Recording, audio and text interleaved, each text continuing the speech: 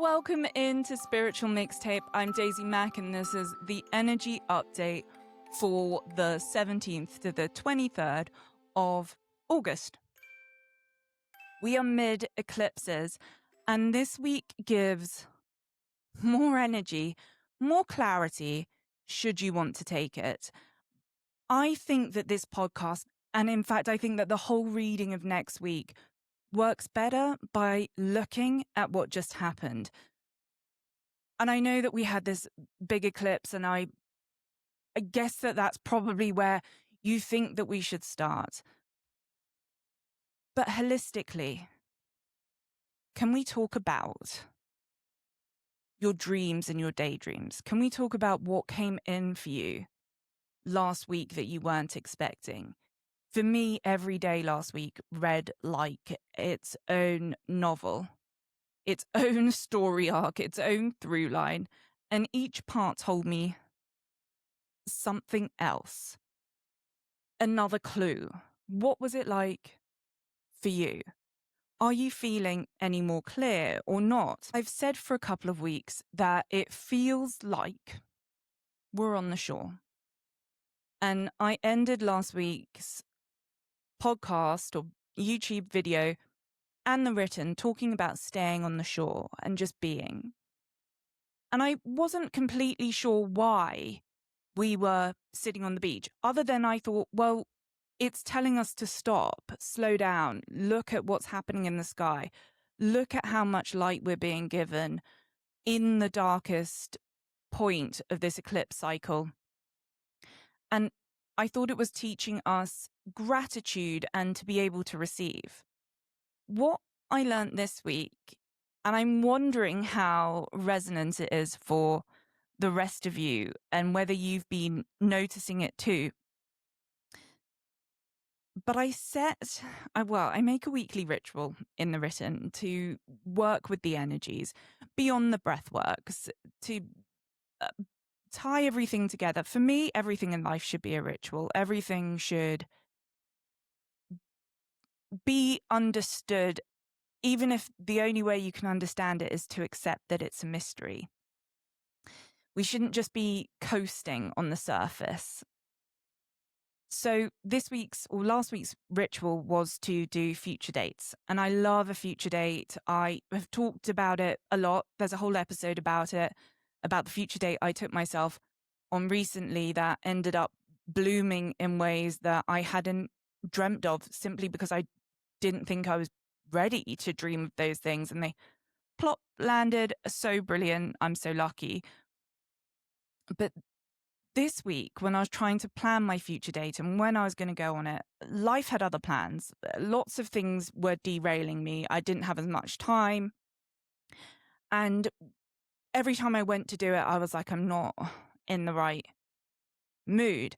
But what kept happening is I kept dreaming. I kept thinking of future dates I wanted to go on, things that I wanted in my future. And they were so different. I have 6 written down that I could do that all talk to a different Daisy. What I've realized as I've reflected on all of this is that these future dates are different timelines. They are different timelines in my near future. And I need to get, before I do one of them, really, really clear on what it is that I'm giving up, releasing, and not bringing for that future date and that timeline to work.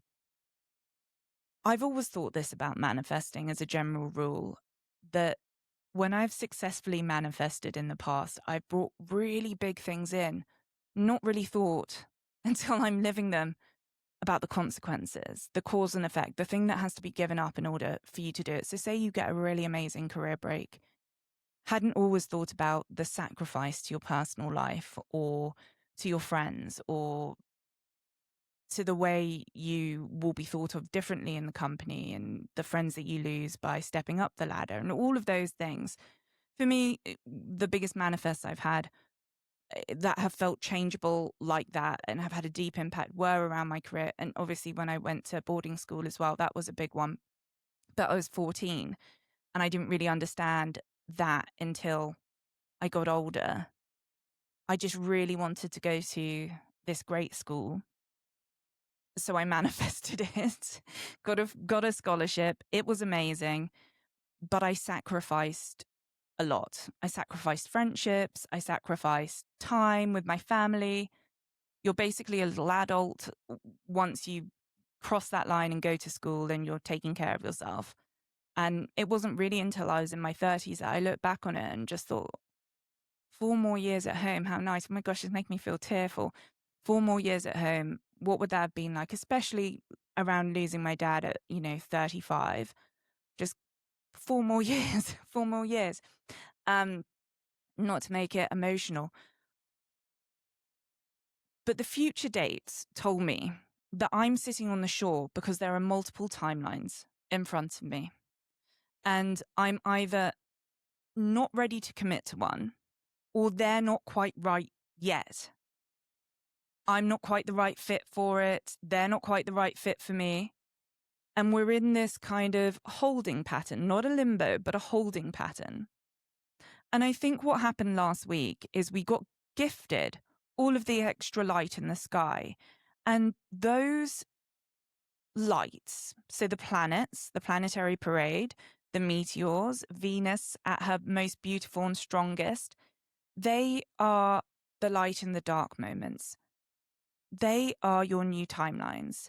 And I was trying to work out what each one was and how they related to my future dates. And I'll have to let you know next week how that went.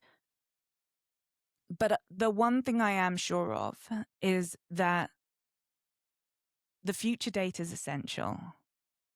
So do that ritual when you have time. I think that we should all be doing them a couple of times a year anyway, simply to just realign with what we're trying to create.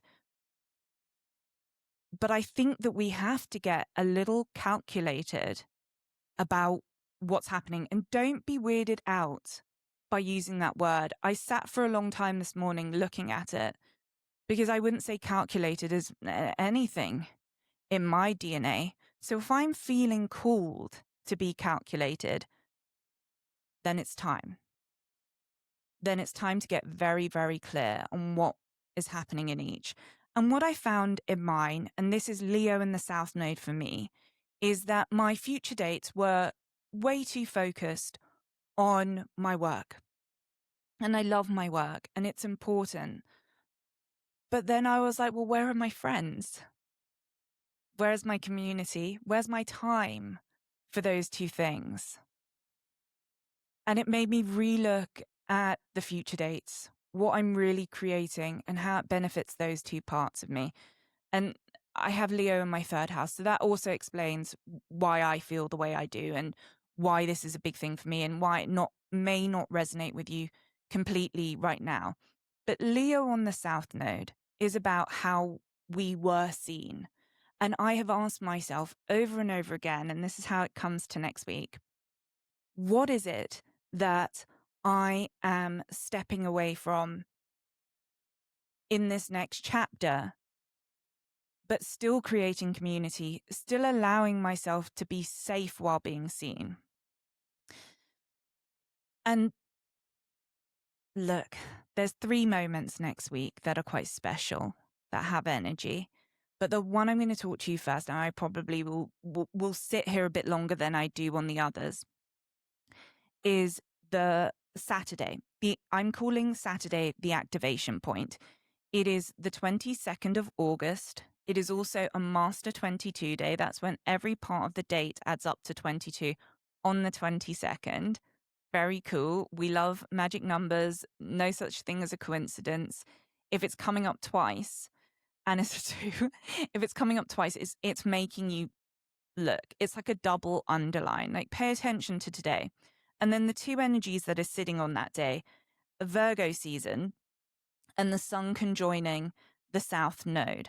So even though this is Virgo season and we've just stepped out of Leo season, the sun is on the South Node. So the sun is shining, illuminating the South Node, what we're leaving behind, what Leo needs to leave behind. And what I love about this energy and why I think it's an activation point is Virgo is the planner. Virgo is the one that is going to get fussy about the details and make that, project management come to life. I say this because I love people like that. It's not my natural suit.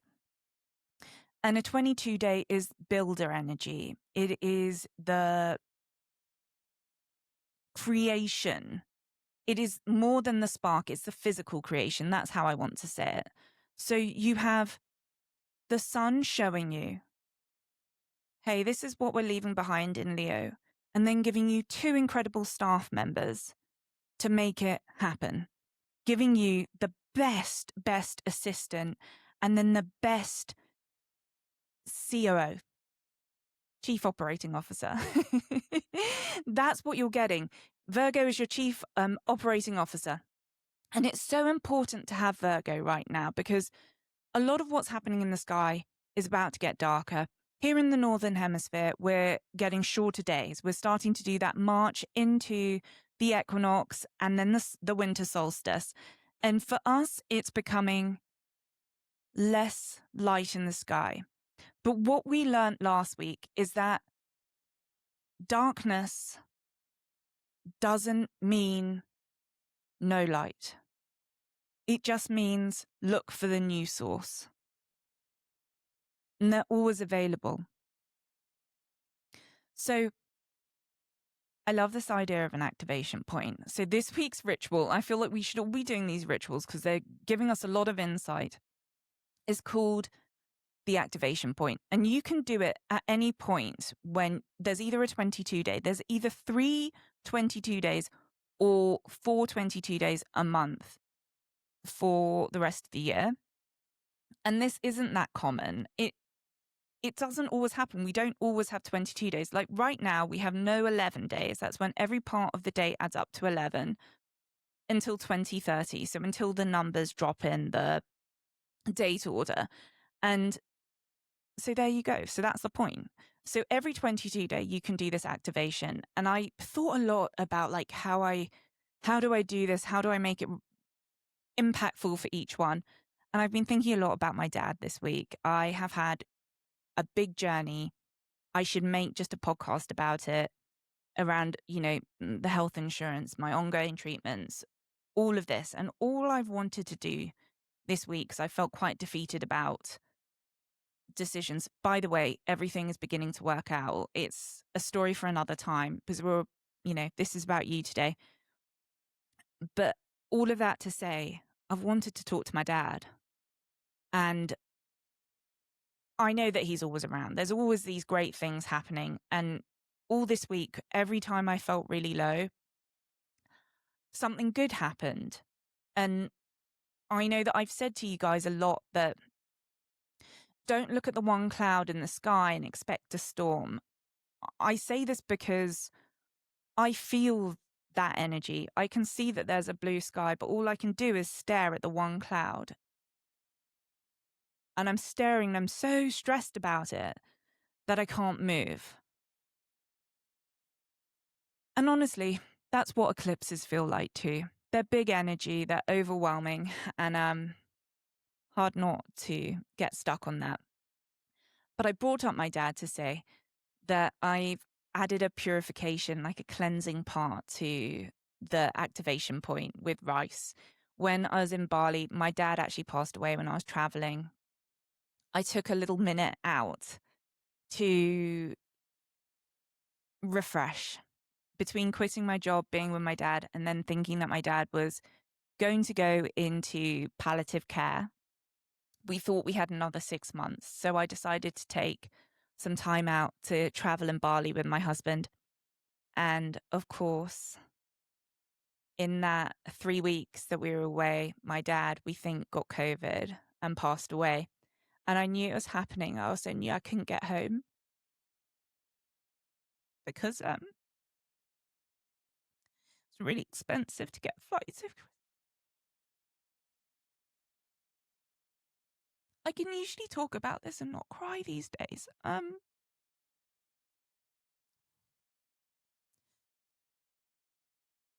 spoke to him and I knew he was going.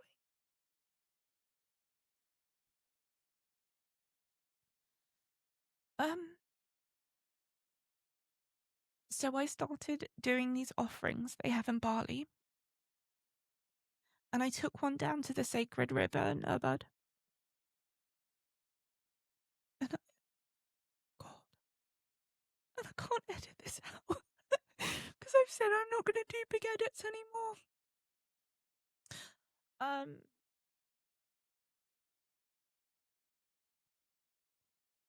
But I really feel that these rituals, these activation points, when you use rice, they really help you pull out the old timeline, the old patterns, the south node of it all. So that whatever it is that you're moving into, so for my dad, it was the end of this timeline. But for me, it was the start of the timeline without him physically here.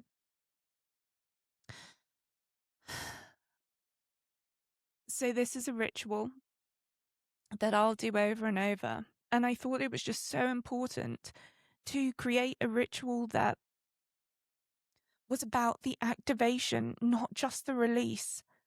I think the reason why we've been sitting on the shore and watching our friends take those highest timelines is because we're focused on what we're letting go of rather than the magic that we're activating, because we're not actually seeing all of the magic. Actually, I know that we're seeing it, but we're not feeling it as much as we're registering to the wound. I know it's the wound because that word just dropped like fully. Oh, and it stopped me hurting as well. So, oh, give me a moment. Jeez Louise. So I'm going to teach on the 22nd. I'm going to do my first live stream, and gosh, who knows how it's going to go. I've never practiced it.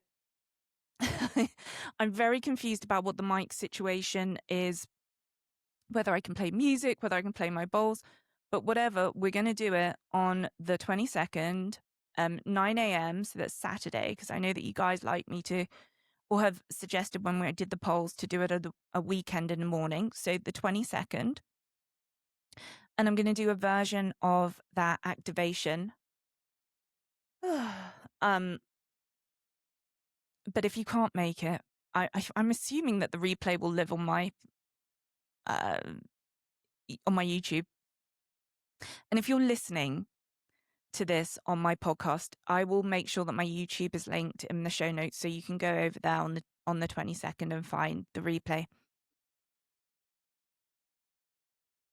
I think that it has to be an active choice as well, moving forward, that you keep picking the activation rather than sitting in the release, that you choose when you're being gifted new energy to alchemize it and to turn it into the highest timeline, the future date that you're walking into.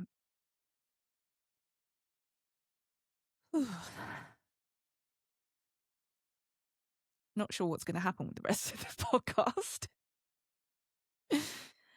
There were only two more things that I really wanted to talk to you about. And I want to say that Monday has a lot of energy going on in it. It has Mercury squaring Neptune, trining Saturn in retrograde, and then Venus sextiling Jupiter. In general, super positive. Obviously, Mercury and Neptune is a square, which is more challenging energy, but not all challenge is bad. We must remember that. But what I wrote in the written and what's in my notes here is about the clouds. And you will get a cloud on Monday, or you'll get a sort of murkiness. Don't waste your time in the murkiness. Last week, I could get really bogged down in my emotions because there were really annoying and challenging things to deal with, like actual problems and then just, annoying admin. But there were two amazing things that happened. Thank you to Lauren Garcia, who has joined the retreat, reached out and joined. Amazing. That for me is very new. Usually the people that buy from me know me quite well. They've seen me do a breath work. They've come to my class and they know me in person. So it's really, really lovely to be trusted by you guys, basically, by everybody watching. Thank you. That was nice.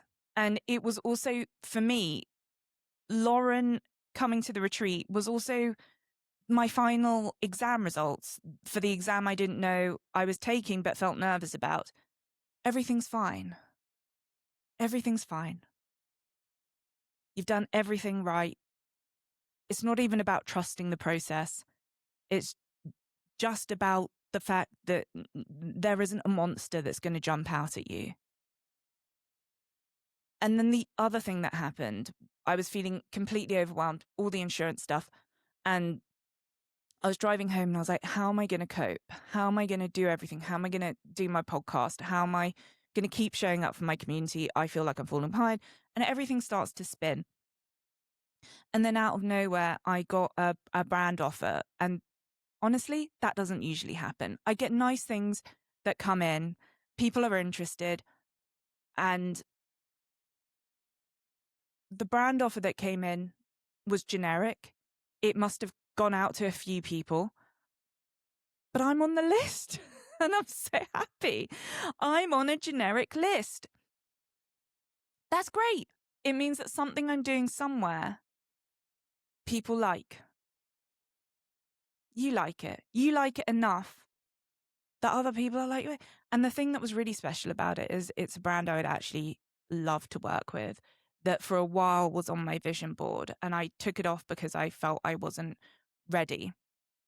And when I got home, I actually said to my husband that I was pretty ready not to give up, but to, try and work out if I need to put something on pause somewhere so that I can catch my breath. And then I got that email and it was like, you're doing everything right. Don't stop. Don't stop. And I want to say that to you too. Don't stop. You're doing everything right. You are brilliant. You are perfect and you are right on time. And soon enough, those meteor ambers are going to spill down on you. And more than your dreams, you're going to start to pull into that timeline, follow that thread. And it's going to bring you exactly where you need to be with all of the right circumstances. And I wanted to talk about Venus and her shine, but I'm going to do that next week because this has been emotional, hasn't it? And I feel like that is the most perfect note to end it on. I opened the written version of this week talking about a song that this week will feel like a song you haven't heard for a really long time. And if you haven't heard for a really long time that you're amazing, that you are perfect, that you are brilliant, that you are gold dust, that you are just right, just as you are, that actually, can I have more? What else can we do? That is the energy I want you to live in. It won't always be there on tap. But if you can just choose it day in, day out, and when you find that you aren't in your right timeline, that you're on the shore again, who's there with you? How do you get yourself back in? Because you should know it's your choice. Staying on the shore, being in a lower timeline, it's your choice. For a lot of your life, it hasn't been. You've been bounded around by other people's decisions and been limited. But right now, in this moment, you can choose. And you're wonderful. Okay. I'm so grateful for you. Heart this, leave a comment. If you're listening on Spotify, Apple, anywhere you get your podcast, leave a review. If you'd like to come to the 22-day activation, so Saturday 9 a.m. PST, it will be on my YouTube. And on our YouTube, it's not mine, it's ours. Okay, that's it. That's where I'm going to leave it. See you guys next week.